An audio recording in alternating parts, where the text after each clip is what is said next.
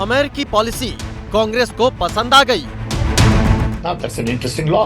It says you in your generation made wealth. You are leaving now. You must leave your wealth for public. Uncle Sam का बयान राजनीति में तूफान। कांग्रेस की लूट जिंदगी के साथ भी और जिंदगी के बाद भी। विरासत पर सियासत, किसके लिए आफत? इस मामले पे जो पिट्रोदा जी ने कहा है वो उनकी राय है, पर भारतीय राष्ट्रीय कांग्रेस का पोजीशन नहीं है।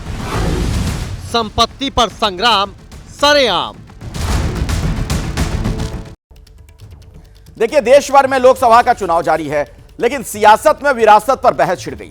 ऐसा इसलिए क्योंकि दो प्रधानमंत्रियों के सलाहकार रहे गांधी परिवार के करीबी राहुल गांधी के राजनीतिक गुरु और इंडियन ओवरसीज कांग्रेस के अध्यक्ष सैम पित्रोदा एक बार फिर अपने बयान के चलते सुर्खियों में हैं।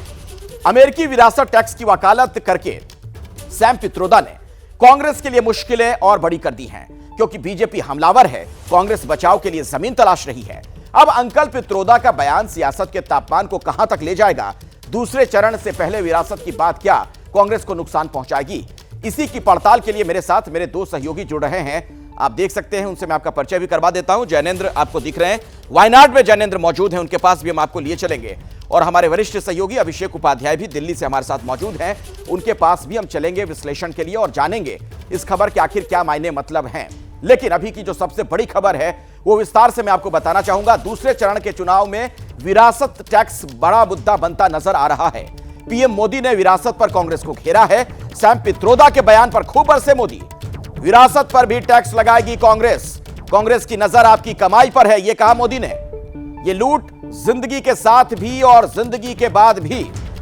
ये नहीं चाहते आप अपनी संपत्ति बच्चों को दें। संपत्ति को संरक्षित करने में हमारा विश्वास, यह कहना प्रधानमंत्री मोदी का। कांग्रेस का कहना है कि वो इनहेरिटेंस टैक्स लगाएगी।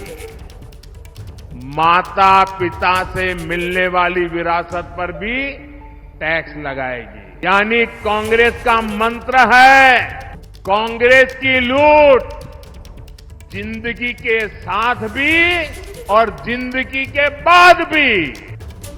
हम संचय करने में विश्वास करते हैं, संवर्धन करने में विश्वास करते हैं, संरक्षित करने में विश्वास करते हैं। आज अगर हमारी प्रकृति बची है, पर्यावरण बचा है, तो हमारे इन संस्कारों के कारण बचा है। तो विरासत टैक्स की बात करना क्या कांग्रेस को महंगा पड़ सकता है, इस पर आगे हम बातचीत करेंगे। लेकिन विरासत टैक्स है क्या, यह हम आपको सबसे पहले समझा देते हैं। और एक उदाहरण के लिए हमने एक आंकड़ा ले लिया है ताकि आप इसे बेहतर तरीके से समझ जाए। जैसे 10 करोड़ का आंकड़ा अगर हम लेते हैं, किसी के पास 10 करोड़ की संपत्ति है, मृत्यु हो जाने के बाद क्या होता है? बच्चों को 6 करोड़ की संपत्ति मिलती है, बाकी 4 करोड़ की संपत्ति सरकार ले लेती है। कुछ इसी तरीके का समीकरण इस टैक्स का होता है।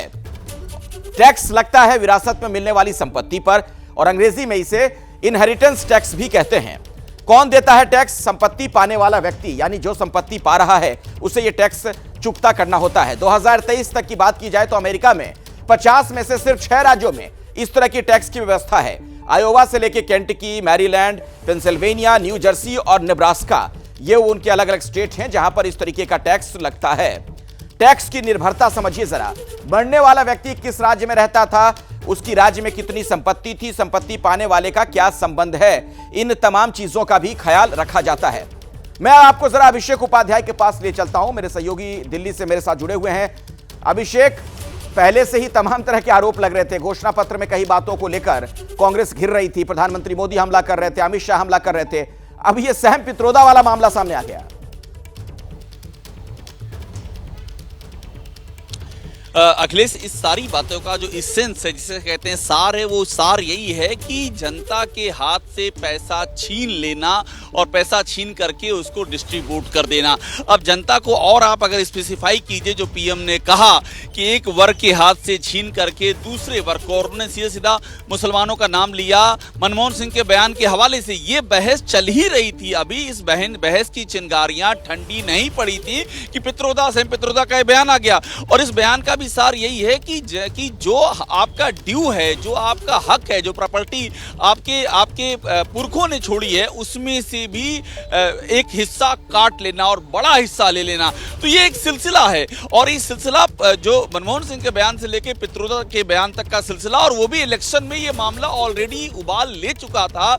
उस समय ये बात कहना निश्चित तौर पर ये मुद्दा काफी गर्मा गया, और आप देखिए कांग्रेस को बाकायदा प्रेस कॉन्फ्रेंस करनी पड़ी, सफाई देनी पड़ी, निजी बयान बताना पड़ा, लेकिन ये मुद्दा थमने का नाम बिल्कुल अभिषेक। और कुल मिलाकर जो एक बड़ी बात नजर आ रही थी ना, वो जो बात एक नैरेटिव गढ़ा जा रहा था कि कांग्रेस आपकी संपत्ति छीनकर बाकियों में बांट देगी, ऐसा लग रहा है कि सैम पित्रोदा के बयान के बाद अब बीजेपी और मजबूती के साथ इस नैरेटिव को लोगों तक पहुंचाएगी।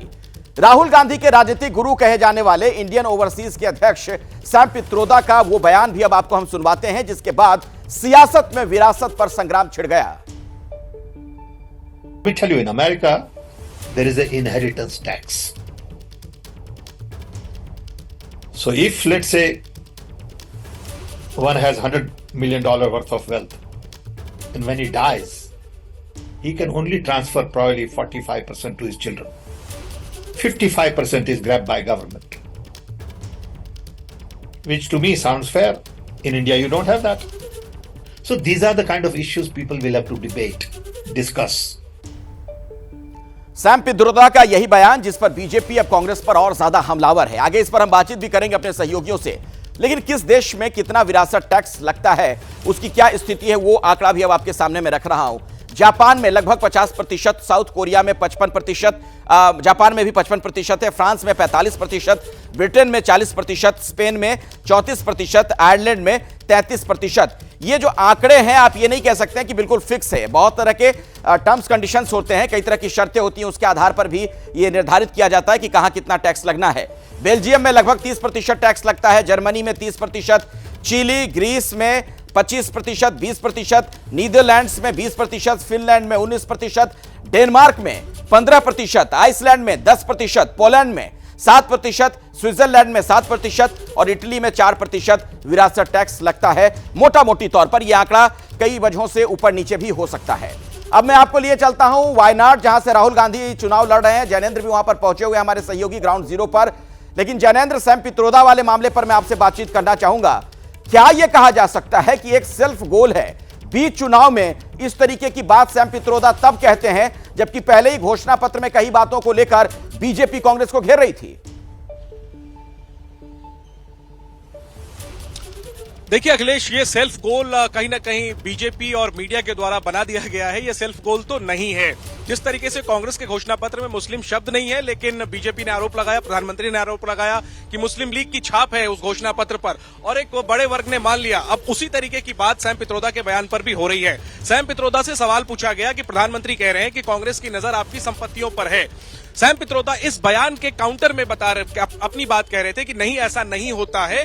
हालांकि अमेरिका में इस तरीके का कानून है, और उन्होंने कहा कि इस पर डिबेट हो सकती है, चर्चा हो सकती है। उन्होंने ना तो मांग की है कि विरासत टैक्स होना चाहिए, ना ही कांग्रेस के घोषणा पत्र में विरासत टैक्स है। लेकिन सैम पित्रोदा के बयान के जरिए बीजेपी को एक मौका मिल गया, क्योंकि संपत्ति की बात कर ही रहे थे प्रधानमंत्री, और उसी सिलसिले में सैम से सवाल पूछा गया था, जिसका सैम ने जवाब दिया था। सैम ने क्लैरिफाई कर दिया है, कांग्रेस ने क्लैरिफाई कर दिया है कि विरासत टैक्स जैसी कोई बात नहीं है।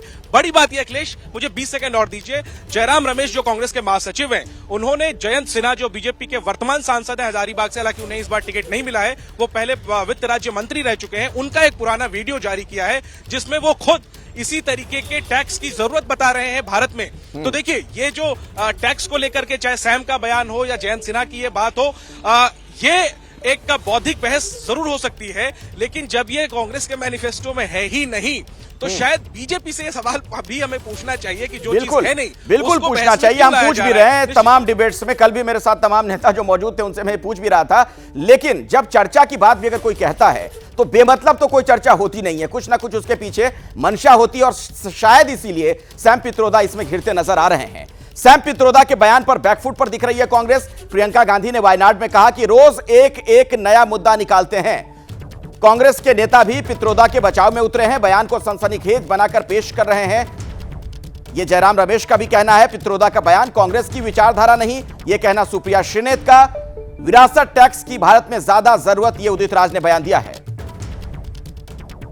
आपका जो जीवन है उसमें जो महंगाई आई है उसको कम करने के लिए, रोजगार दिलवाने के लिए, शिक्षा के संस्थान बनाने के लिए, स्वास्थ्य की सुविधाएं देने के लिए आज ये मंच पर आकर ये डिस्कशन नहीं होता जो आजकल हो रहा है। इस मामले पे जो पित्रोदा जी ने कहा है वो उनकी राय है, पर भारतीय राष्ट्रीय कांग्रेस का पोजीशन नहीं है। जानबूझकर सनसनीखेज रंग दिया जा रहा है। उनकी इस बात से पार्टी की विचारधारा, पार्टी की नीतियों का कोई लेना देना नहीं है। हमारी एक मैनिफेस्टो कमेटी थी, हमारे उसमें प्रबल नेता लोग थे, उन लोगों ने मैनिफेस्टो बनाया, ऐसा इसमें कोई जिक्र नहीं है। 40 करोड़ लोग देश में सरकार के भागीदार और मालिक बने, इस देश के लोग ही भगवान हैं। चीज में अमेरिका ठीक है, इनको अपने बच्चों को पढ़ाई के लिए ठीक है, अमेरिका बहुत अच्छा एजुकेशन है। अमेरिका की टैक्सेशन पॉलिसी से नफरत है, इसलिए गलत है, इसलिए कि अमीर यहाँ ये अमीर बनाते जाएं, बाकी को गरीब बनाते जाएं। और अब बीजेपी ने जिस तरीके से सैम पित्रोदा के बयान को लपक लिया है, सवाल यह कि क्या कांग्रेस को इसका चुनाव में नुकसान हो सकता है। विरासत टैक्स पर बीजेपी कांग्रेस पर बरसी है। गृह मंत्री अमित शाह बोले कांग्रेस एक्सपोज हुई, कांग्रेस ने सिर्फ अपनी जेब भरी है। कांग्रेस की नियत ही देश को लूटने की, यह बयान अनुराग ठाकुर का है। पित्रोदा का बयान माओवादी सोच, यह कह रहे हैं रविशंकर प्रसाद।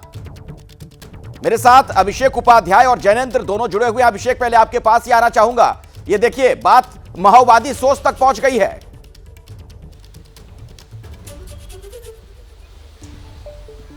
अखिलेश, देखिए राजनीति जो होती है वो परसेप्शन की लड़ाई होती है, एक परसेप्शन होता है। जैसे कि बीजेपी कांग्रेस के घोषणा पत्र से एक परसेप्शन क्रिएट करना चाहती है, ऐसा नहीं कि बीजेपी ऐसा कर रही है, कांग्रेस ने भी इसकी जम के कवायद की है। राहुल गांधी जिस तरह से आरोप लगाते हैं अडानी को लेकर के, जबकि जहां जहां कांग्रेस की सरकारें रहीं वहां वहां अडानी का वेलकम हुआ है, इसी दौर में हुआ, फिर भी राहुल गांधी का एक परसेप्शन ये बनाते हैं कि बीजेपी ही अडानी के साथ में कारोबार कर रही है, हम तो एकदम दूध के धुले हुए हैं। तो ये एक परसेप्शन है, परसेप्शन वो भी बना रहे हैं, परसेप्शन ये भी बना रहे हैं, और ये पॉलिटिक्स में होता है, कोई नई बात नहीं है। लेकिन परसेप्शन की वो लड़ाई जो इलेक्शन के मौके पर आपके अपने ही पार्टी के किसी एक नेता के बयान के जरिए आप पर भारी पड़ जाए, वो चोट करती है। और यही कांग्रेस के साथ अभी हो रहा है, यही कांग्रेस के साथ मणिशंकर अय्यर के बयान से हुआ था, और इन बातों का नुकसान होता है। और ये कांग्रेस समझ रही है, ये जो लगातार कांग्रेस की ओर से डैमेज कंट्रोल किया जा रहा है, प्रेस कॉन्फ्रेंस हो रही है, बयान जारी किए जा रहे हैं, उससे अपने आप को अलग किया जा रहा है, ये सब ऐसे ही नहीं हो रहा है। उनको ये समझ में आ रहा है कि ये बयान नहीं आना चाहिए था, उनको समझ में आ रहा है कि परसेप्शन की लड़ाई में यहां चोट लग गई है उनको, और इसीलिए बीजेपी हमलावर है और कांग्रेस यहां पर बैकफुट पर है। जैनेंद्र, आप कांग्रेस से जुड़ी खबरें कवर कर रहे हैं लंबे वक्त से, ये जो परसेप्शन की लड़ाई है इसमें फिलहाल कांग्रेस अब कहां दिख रही है, कहां नजर आ रही है, कैसे काउंटर कर रही है? बिल्कुल अखिलेश, देखिए ये जो परसेप्शन का खेल होता है उसमें हमारी आपकी भूमिका बड़ी अहम हो जाती है कि हम बताएं। अगर कोई कहता है कि बाहर आंधी है तो एक कहावत है कि हमें यह नहीं बताना कि उनका बयान है कि आंधी है, हमें खिड़की खोलकर देख लेना चाहिए कि आंधी है भी कि नहीं है। तो इसमें वस्तु स्थिति यह है कि विरासत कर को लेकर कांग्रेस दो टूक कह चुकी है कि उसका कोई इरादा नहीं है लागू करने का, मैनिफेस्टो में भी नहीं है। सैम पित्रोदा ने कोई मांग भी नहीं की, उन्होंने एक इंटरव्यू में यह बात कही, बीजेपी इसको लेकर उड़ गई है। तो इसमें हमें सबसे पहले तो यह फैक्चुअली रिपोर्ट करना चाहिए कि विरासत कर को लेकर के जो हवा खड़ा किया जा रहा है उसकी वास्तविकता जो है वो ये है कि कांग्रेस ने ना तो इसको लेकर कोई ऐलान किया है, ना ही इसका जिक्र घोषणा पत्र में है। उल्टे कांग्रेस ने तो अब जयंत सिन्हा का, जो बीजेपी के सांसद हैं, पूर्व में वित्त राज्य मंत्री रह चुके हैं, उनका वीडियो जारी कर दिया है और प्रधानमंत्री से सवाल पूछा है कि जयंत सिन्हा खुद विरासत कर की मांग कर चुके हैं, आप बताइए आपका इस पर क्या स्टैंड है? सियासत हो रही है, हमारा काम फैक्ट्स को सामने रखना है। बिल्कुल जैनेंद्र, बहुत बहुत शुक्रिया इस जानकारी के लिए आपका। अभिषेक उपाध्याय, आपका भी धन्यवाद।